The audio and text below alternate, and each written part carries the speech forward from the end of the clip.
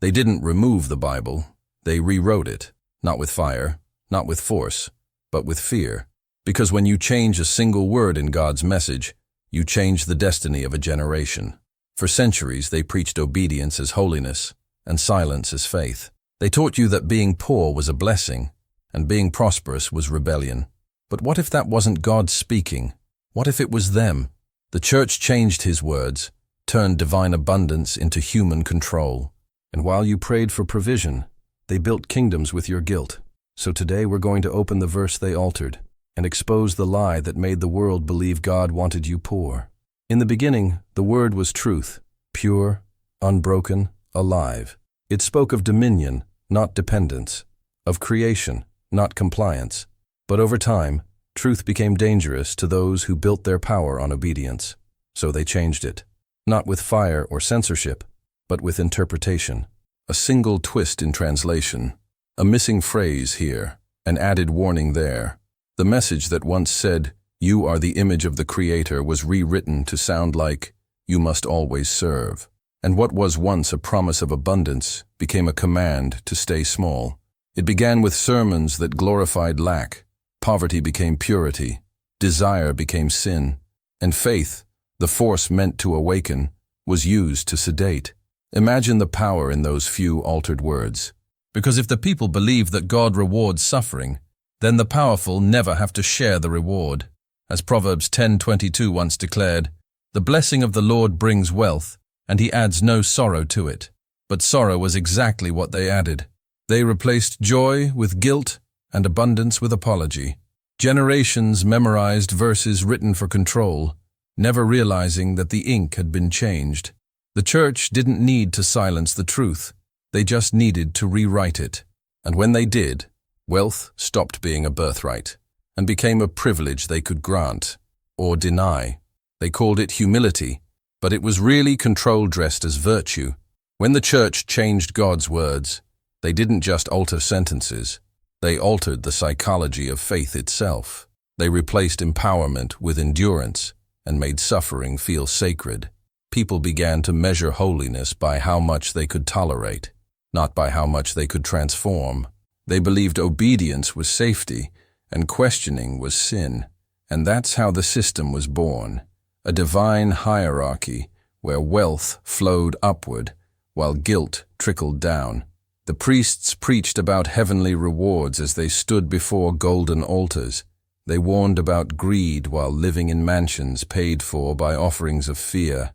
And you, the believer, were told to give more so you could prove your faith, to pray harder so your lack would look like devotion.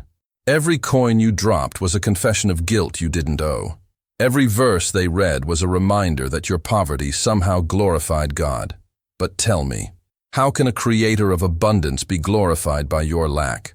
How can the God who multiplied bread and fish desire for you to count every crumb? This wasn't divine order. It was divine inversion, a new gospel built not on revelation, but repetition. They kept you repeating verses of limitation until you forgot the sound of liberation. And over time, you stopped expecting miracles. You started explaining them away, because deep inside you believed that wanting more made you less holy. That's the real deception. Not that they took God's power from you, but that they convinced you it was never yours to begin with. Somewhere in that silence lived a man named Daniel, not a prophet this time, just an ordinary believer, a man who worked, tithed, obeyed, and waited. He believed every sermon he ever heard. He gave until it hurt, prayed until it ached, and when the blessings didn't come, he blamed himself. Daniel's wallet was always empty, but his heart was full of guilt, because he'd been told that God tests the poor more than the rich. He thought his struggle meant he was chosen, that his exhaustion meant he was faithful. One night, after another prayer that went unanswered, he opened his Bible, the same one passed down through generations, and something struck him. The verses spoke of joy, dominion, abundance, but that wasn't what he'd been taught. He whispered, "If God wanted me poor, why did he fill the world with so much provision?" That question didn't come from doubt. It came from awakening. Because when the believer starts to question the system, the illusion begins to tremble. Daniel looked around his small church and saw the pattern. People praying for bread while gold lined the pulpit. People fasting for miracles while the leaders feasted on offerings. And suddenly he realized it wasn't God who had failed him. It was the message that had been rewritten. He remembered all the times he'd been told, "Wait on the Lord," as if waiting were a substitute for wisdom. He realized that obedience without awareness isn't faith, it's programming. And maybe you're Daniel too. Maybe you've done everything right, but something in your spirit keeps whispering that poverty doesn't feel divine. It feels unnatural. If you've ever felt that conflict, if you've ever wondered why holiness seems to cost so much, then hit like, not for approval, but as a declaration that you're waking up. Because like Daniel, you were never meant to confuse submission with surrender or sacrifice with silence. God never asked you to stay poor. He asked you to stay awake. One morning, Daniel stopped praying for money. He prayed for clarity instead. And that single shift from asking to understanding was the moment everything changed. He started to see the pattern in plain sight. The church didn't need to chain people physically. They just needed to chain their perception.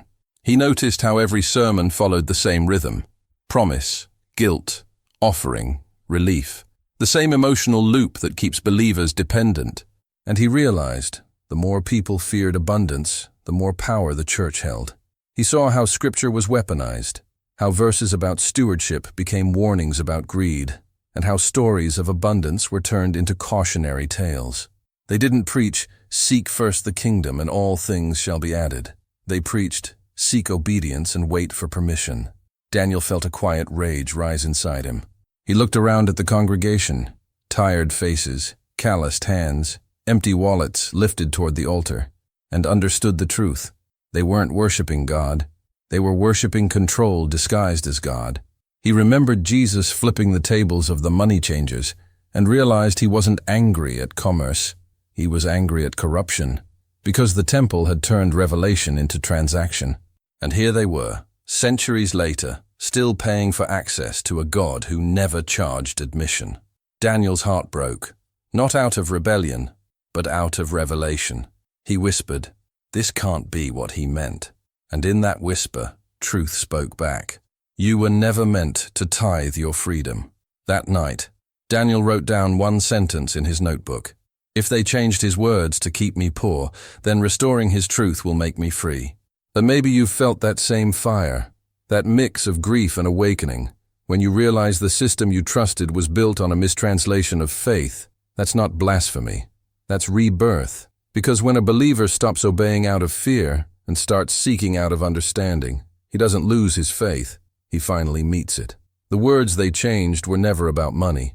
They were about authority. Because the true danger of divine truth was never that it would make people rich, but that it would make them independent.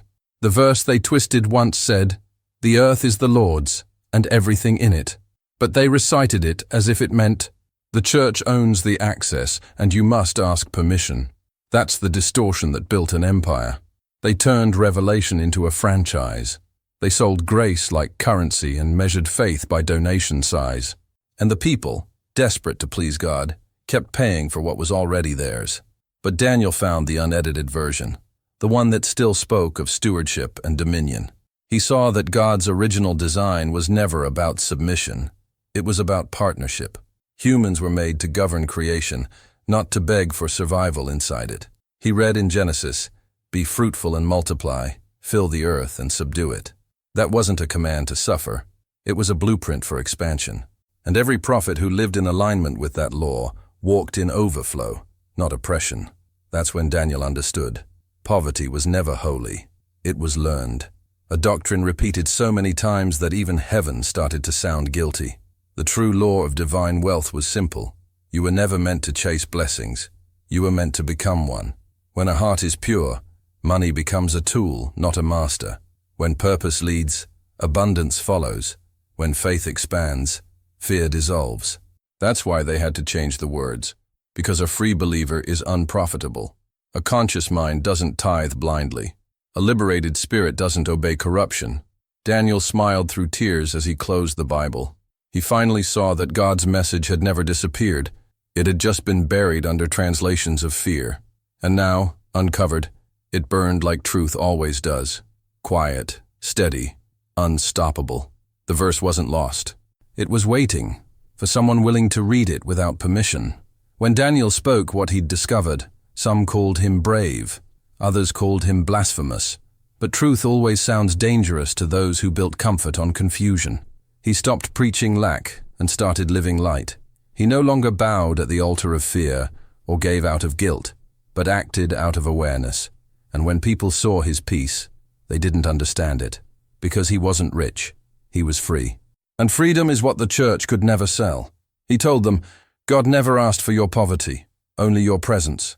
And those who heard it felt something inside them stir, the echo of a truth they'd always known, but were taught to doubt. That's the power of revelation. Once it's spoken, it can't be buried again. Every verse they twisted finds its way back to those who are ready to listen. Now it's your turn.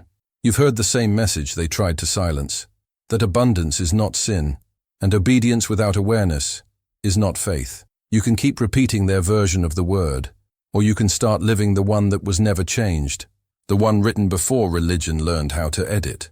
Because God's words were never meant to cage you, they were meant to crown you. So ask yourself, are you still praying to be chosen? Or are you finally choosing yourself? Because once you see the truth, you can't unsee it. Once you taste freedom, you can't digest fear again. They changed the words, but they couldn't change the author. And the author just spoke to you. If this message found you, it wasn't by accident. Comment awake if your spirit recognized the truth. Subscribe, not for religion, but for revelation. Because the next time they change the words, you'll already know how to hear the silence.